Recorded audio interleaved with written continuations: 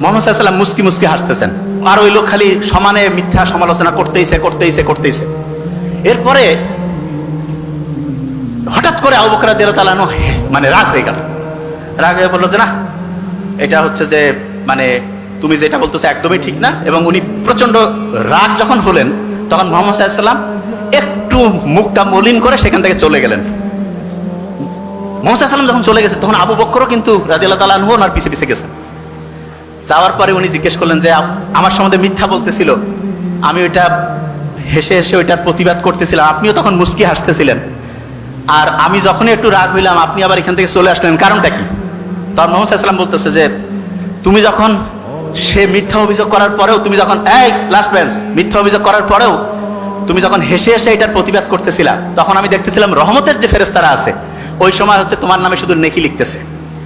আর তুমি যখনই ও রাগ হয়েছে এই জন্য তুমিও রাগ হইলা, তখন দেখলাম যে রহমতের যে ফেরেশতারা ওইখান থেকে চলে গেল। তা রহমতের ফেরেশতা যখন চলে যায়, আমি রব্বুল আলামিন মানে মুহাম্মদ সাল্লাল্লাহু আলাইহি ওয়াসাল্লাম হয় কিভাবে এখান থেকে আমিও চলে আসলাম। জিনিসটা কি বোঝা গেছে আমি কি বলছি? তাইলে একজন রাগ হয়েছে, আমরা কিন্তু রাগ হয়ে যাই না যে হ্যাঁ রাগের বদলে রাগ হবো। নো, ইসলাম দেখেন। চ্যানেলটি সাবস্ক্রাইব করে আমাদের সঙ্গেই থাকুন।